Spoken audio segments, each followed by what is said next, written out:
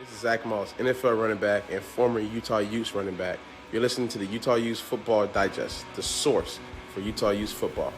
Go Utes. All right, guys. As I record this video, we are up 44-24 with just 2 minutes left against UCLA. It does seem that they are going to slip quietly into that good night. So I'll go ahead and make the call that we are going to win the game here. Overall, it was a really up and down game for me emotionally. A lot of good. It was super awesome to see our offense look so damn good throughout this game.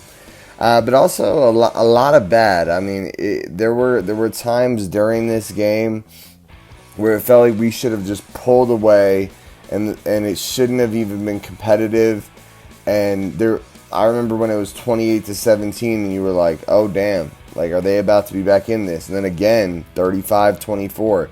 You started to stress, like, how did this happen? How did we let them back in this game when we had so many opportunities to just shut it out? I think a couple things I just want to address before I talk about individual performances, just as a team and with coaching.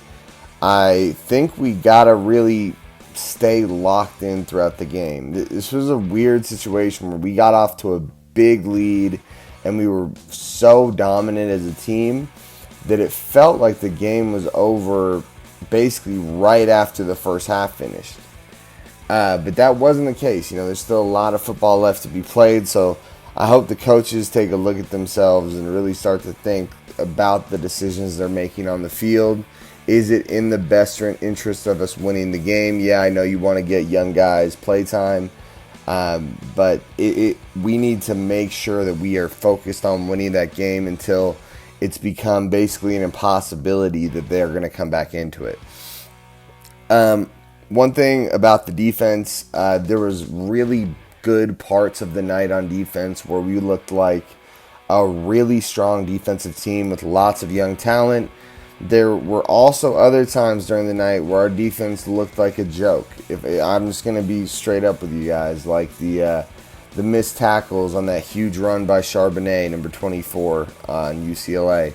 And then we have them pinned at like their own 5-yard line in the third quarter, and the guy drops back and tosses one for like 45 yards to number 23, just dicing us through the air. And it's just a blown coverage by Fabian Marks, number 23, that's just unacceptable. So I think as a unit, as much as I'm super happy we won, this might be coming off a little negative, but I am really happy we won. It does seem like we have a really clear path to the Pac-12 South. Our next two games are going to be Stanford and Arizona. Arizona is not even a top 100 team. They're one of the worst 8 teams in all of college football. And then Stanford's more of a middling team, which we should beat. So these next 2 weeks should be a good 2 weeks for us. I mean, it's not a given that we win these games, but these next 2 weeks look really promising. But we can't be making sloppy mistakes. So I just want to say, hopefully as an offense and as a defense, we kind of collect ourselves and understand this game could have been a lot less close than it was. This could have been a real blowout, like a 58-20 type of game. That's what it really should have been, and it wasn't. And they were still in it for a long time. But anyway, sorry about the negativity there, guys. The good thing is we have a real guy here.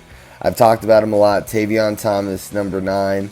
It is funny to reflect on the beginning of the season where I was adamantly against him getting any touches because of his fumbling issue to what he looks like now. 24 carries, 160 yards, and 4 touchdowns tonight. What a game. I mean, what the hell was that? This guy was tearing them up. I thought we were going to have to throw the ball a lot to make this work. Boy, was I wrong. We dominated them in the run game.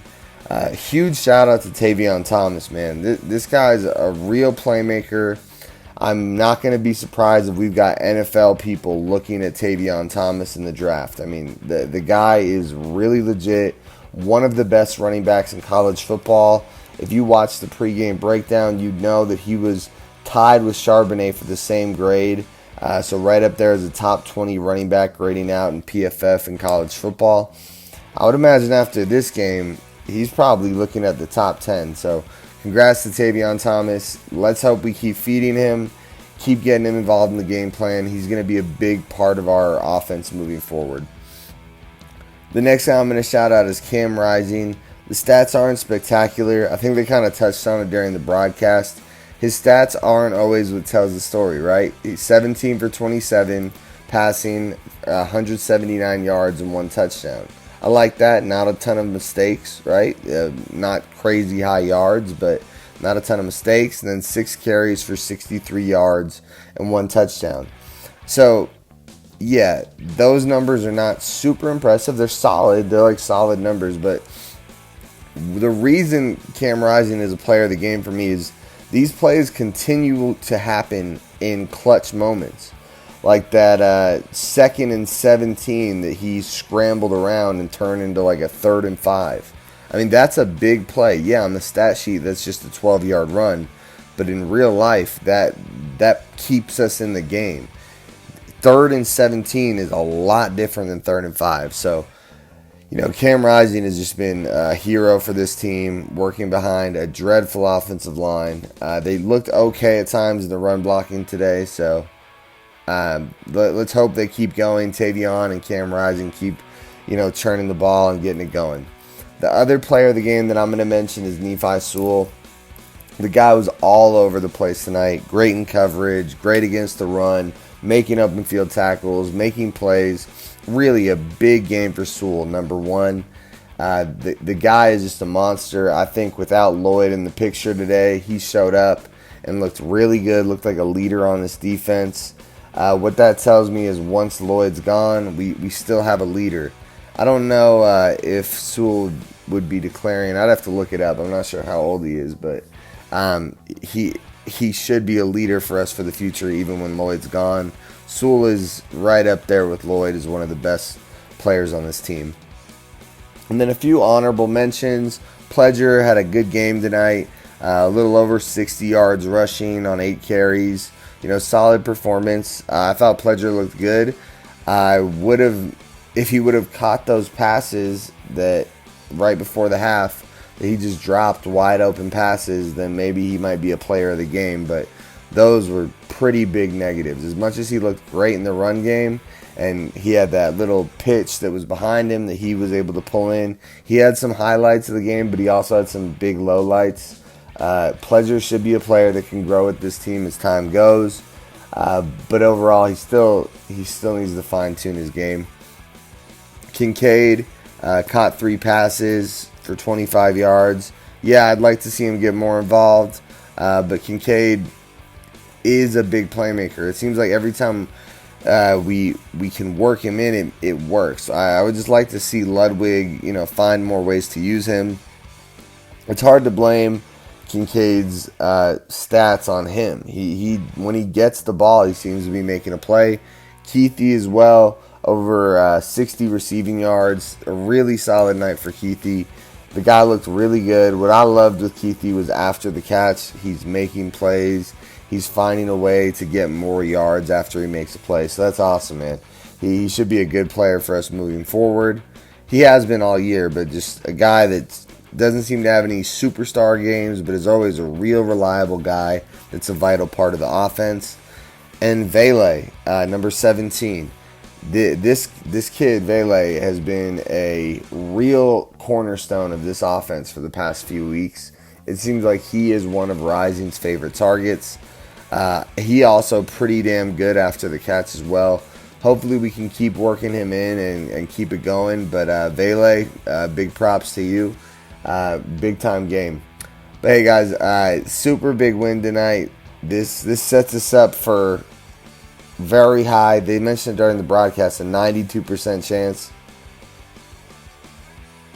Yeah, this sets us up for a big time chance to win the Pac-12 South. So hopefully we take advantage of it. We keep going strong. We finish the season out how we should, and improve as a team. We got a defense that needs a little bit of work. We have an offensive line that's one play they look real solid, and the next play they look like they don't even belong in college football. But either way, we should be happy about what we accomplished tonight. This is super exciting. Go Utes. Make sure you guys like, comment, and subscribe. I'd love to hear your thoughts. Again, guys, go Utes.